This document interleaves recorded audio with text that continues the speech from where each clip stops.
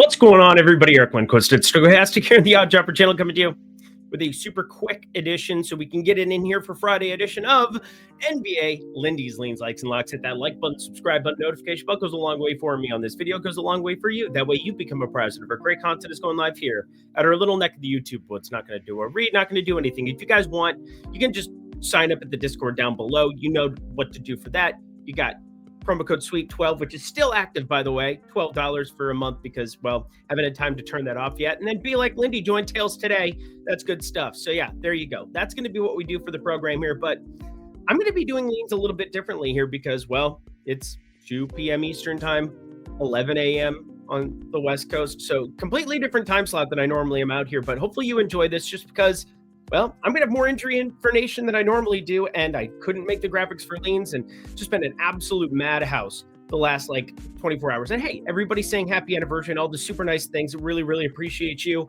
Obviously, the video was not perfect over the course of Tuesday, Wednesday, Thursday. We got half of the equation right. We got the Atlanta money line. That was nice. That was free against the Jazz. I didn't understand that number, but Trevion Henderson, 3 touchdowns and doesn't hit his rushing prop. Doesn't get the 100 plus, obviously, the alt numbers that we bet. I could not believe some of the line moving against it, and he got the carries. He hit over his carry prop, so, I mean, it just was inefficient running, and then just 3 tutties. Just Drake May's really good. There is that, too. But let's do this. Here we are. This is your game slots here, and it's ironic because the top 3, these ones, Miami and New York, Brooklyn, Orlando, Philly, Detroit. These are the ones I have 3 bets on already, like the 3 first games. But I want to at least cover these for you here because I do have leans to talk about for it. We got the Lakers and New Orleans.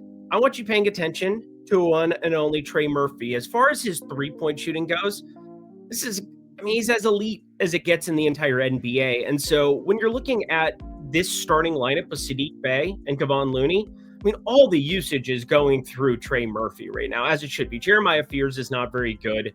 I don't have a lot of interest in him as an NBA player going forward. But one thing with Trey Murphy is his true shooting, it's down. This is kind of a theme that I've seen with a number of different guys, and we're going to talk about with some like plays. But I do think Trey Murphy is somebody who we can expect positive shooting regression. Only 53.1% effective field goal percentage this season. 54.8 the previous season, 57.9 the previous season to that, and 61.1%. Some would say, well, Eric, they're able to key in on just him as an option. I think there's a little bit of truth to that, but when you talk about going up against the Lakers here, I think you're going to be getting more than your fair share of adequate shot attempts. And so Trey Murphy looked at his points prop, looked at his 3-point props. I think that there's some way I want to actually see the updated number because, well, my sheets are updating in real time right now, which I really, really appreciate from it. So I can do this quicker for you the night before, where it kind of is what it is. 20.5, it's still way too low. Still way too low there. Looking at his individual threes as well, 2.5 is extremely juiced. I'd be looking at some alt numbers. I saw plus 130 over 3.5 threes over at ESPN Bet. Rip to that, by the way. So there's that. All right, we got the other leans. This one's going to be quick just purely because there's not a lot of injury news that we're waiting on, like 0 injury news. And when there's nothing like that, books get to hang efficient numbers. I looked at the Houston side of this at 7.5.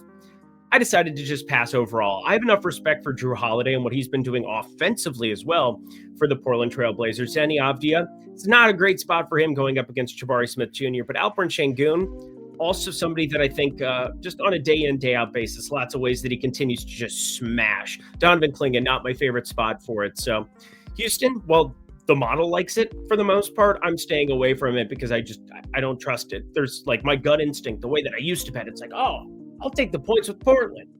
That was 10 years ago. Data wins now. Sacramento, Minnesota. Domantas Sabonis is obviously a huge Q tag as we're kind of working through some of these. And again, I have plays from the first 3 games, but these are just going to be leans for it. Under 240 was kind of where I was looking at. There's actually 241.5 now that exists as well around the industry. This is kind of industry consensus is what Basketball Monster's kind of putting together. Or actually, I think it's directly off of, is it the Australian odds? I don't know. I just know it's an Australian company. But Domantas Sabonis, friends, we're definitely looking at him and Malik Monk at things that matter. Zach LaVine off the injury report entirely. So pay very close attention to all those things. But yeah, just another game that's not all that appealing. The Charlotte Hornets taking on the Milwaukee Bucks. Giannis back in our lives. Boy, do they need him. Not that that's shocking to anybody, but Charlotte just got done dusting them without him. And now it's just a completely different look. Our boy Ryan Rollins, I'm going to still make it a lean, but they massacred my boy. Look at his 1.5 3-point prop. Remember when we were getting that minus 110 just because he was shooting poorly? Minus 170 best available right now. Absurd stuff. I still think it's like semi-playable in your parlays. What you know about parlay? But we got ourselves lots of better spots to be paying attention to. As for LaMelo Ball, also back in our lives, basically nukes everything here. Diabate getting the start. Kalkbrenner, would have liked him to be out for a personal reason the other night, considering, I don't know, we got 13 rebounds and only 7 points from Diabate, who I expected to start, but now 9.5 points and rebounds prop. Perfectly efficient as far as it goes from, or what is it? What am I trying to say? You know, whatever. Double prop. Sorry, completely efficient. Clippers, Dallas. I don't know why James Harden's getting blocked out, but he's the lean in this game for me. James Harden, I think I like his three-pointers a lot more than the industry. And yeah, again, I wish I could get this to not be blocking it out. Let me just refresh this and finish out the lean department. Thank you. I think it was like 2.5 major juice, but like 3.5 is plus money. I think I've been destroying the 3-point market to start off this season. Not destroying. I mean, I've got like 8 plays, small sample size. Actually, it's way more than that, but I'm just saying that like, I feel pretty good about the process that I've got going here in these streets at the moment. So Cooper Flag, PJ Washington, Anthony Davis, we're still waiting on massive news there. So the Clippers are favored here in this spot, even if I don't think they necessarily should be. If you have PJ Washington and Anthony Davis playing basketball, but obviously that line will come crashing here. And there's one line that has a lot of injury news that I think if it does come crashing, it's only going to be in our favor. Golden State and San Antonio rounding it all out, basically as efficient as it gets. The best play I had was under PRA for Victor Wembanyama, 45.5. I do not like that, Sam. I do not like that with green eggs and ham, but the data kind of likes it against Draymond Green, which Draymond Green's such a try-hard. This is going to just be ridiculous to watch him up against Wembanyama. Also, did anybody watch Wemby play defense on Steph Curry running in circles? And it's just incredible stuff. But it's NBA Cup, friends, and Victor Wembanyama, I think I'm going to stay away from his unders for today, for just today only, if only for today. Anyway, hopefully you enjoyed that super quick run, but be like Lindy Join Tails today. I'm just throwing this up there while I take this off the screen. Stop the screen. We got to stop sharing our screen. There we go. Be like Lindy Join Tails today. All of that good stuff. Let's get to the plays. Alrighty, y'all. Now we can go into like standardized goodness. Miami taking on the Knicks. And one thing really stood out to me breaking these down. And obviously it was like first game. And couldn't find anything else the rest of the way, which is kind of annoying, but also kind of helpful. But now I need to get this video out for you so you can actually use this information. I cannot tell you how bad Karl Anthony Towns has been to start off this NBA season. It has been brutality when it comes to shooting the basketball. Has it resulted in like apocalyptic stuff? No, the Knicks are 7-4. They're fine, but this is a Miami Heat team that is completely different. Look at this total, 239. Same coach, Eric Spoelstra, but they are completely changing the way that they play basketball. You go back to last season, 27th in pace. This year, first by a pretty wide margin, 3 possessions per 48 minutes, 107 plus possessions. So it's like 107.2 possessions per 48. It's a ridiculous mark here for a Miami team that I didn't see that coming with the people that they had in place, but Davion Mitchell leading the point, Andrew Wiggins, the corpse of, just continuing to go out there and chuck. Jaime Jaquez having a revelatory season here as a sixth man, playing so well that how do you keep him out of the starting lineup over Pell Larson? I don't know. But Khalil Ware, he's going to have a tough time here going up against the front court. Maybe not offensively for Mitchell Robinson, but defensively, Mitchell Robinson can do some things. And Karl Anthony Towns, Khalil Ware, been looking at a lot of his rebound props. Haven't pulled the trigger on any, but this is definitely a spot that I'll be staying away from it. But Karl Anthony Towns, back to him because he is the centerpiece. I like the over of 24.5 points for him here, minus 122. The main reason, positive shooting regression. If you were to just look at his numbers and his base rates for the season, Everything has to improve based on a 7, 8 year sample size that we have. He's been in the NBA for now 10 seasons, 10th season in the NBA. This would be his worst effective field goal percentage by 7%. Now, he's not going to get the 40 minutes from Tibbs, like in those rotations. It's not going to be as good, but you are certainly getting some value here at 24.5 points. I've seen 25.5 kind of the prevailing number here. As long as that's inside of -110, -115, I'm just fine with it. Play it like -105. There are some of those available at 25.5, and I'm just fine with it. Play number 2, Brooklyn taking on Orlando. And I know a lot of Orlando pieces are going to look interesting to people. Hey, you take Paolo Banchero off the court, everybody looks better on Orlando. Yeah, that's typically how it works. And they're playing Brooklyn. So, yeah, you're getting a double-digit spread anyway here. You probably know already that my modeling liked Brooklyn to some extent. And the main reason, it's not that Michael Porter Jr. is a exceptional NBA basketball player, but the guy can shoot. And the guy can definitely go out and get you a bucket. And his back was the main reason that he wasn't like the number 1 pick out of Missouri.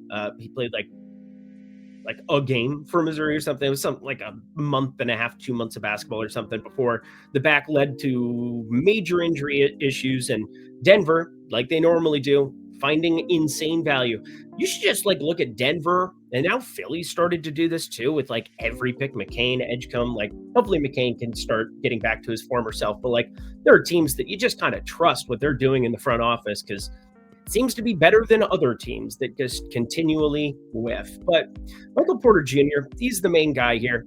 3.5 threes is +160. Now that was a posted number over at Novig. +145 is available. There's a +135 as well that's available. FanDuel.com, pretty widespread book.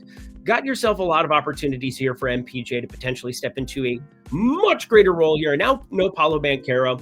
Tristan da Silva, a much weaker defender, obviously, but also I think you get Jonathan Isaac minutes where 16, 18 minutes of him, I don't know, that's not as appealing, but you're going to feel like MPJ is going to take a lot of a lot more wide open threes than normal here, mainly because he'll have some type of a weaker defender in Tristan da Silva on him for a majority of these minutes because Jonathan Isaac will be capped no matter what they do with his minutes. He did start the second half after the Banchero injury. That's neither here nor there. That's for myself. But as far as you model this out, I've got Michael Porter Jr. just shy of 3.5 threes, which went +160. Yeah, we're going to take that. That's called value. Expected value. We care about such things. Rounding it all out, hit that like button because, hey, anniversaries, floods outside, doesn't matter what's going on. I find a way to get a video in for you. I apologize. It will like 99.9% of the time be night before or morning of. And this one, well, it's still technically morning West Coast, but whatever. Philly taking on Detroit, 230.5 total. I don't get this at all. If we were to just pull up that injury lovely thing that I had before there from Basketball Monster, Cade Cunningham's questionable, Isaiah Stewart's questionable, Jalen Duren's questionable. Now, VJ Edgecombe is also questionable, but with Quentin Grimes, kind of an easy plug-and-play guy in that spot, you'll get some minutes for like Eric Gordon, Justin Edwards, guys like that as well. We know that they're going to play Edgecombe 40 minutes if he plays, and Maxey 40 minutes. Sure, no Joel Embiid today. That's a bummer. But Andre Drummond's been playing a really good basketball. I was slamming the table when they were starting Adam Bona over frickin' Andre Drummond. They are not remotely the same basketball player. Andre Drummond is actually a functional, good NBA player. Adam Bona is not. He just is not. So, whatever. If you get Duren out, this is going to be a drum play for me in some capacity because he just continues to print for me. And I think the only thing he's missed for me, I had like a quarter unit on his three-pointer.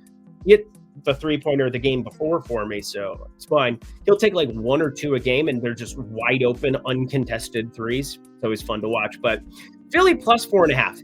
If Cade is out, this number is going to move in our favor more. Jalen Duren going to move in our favor more.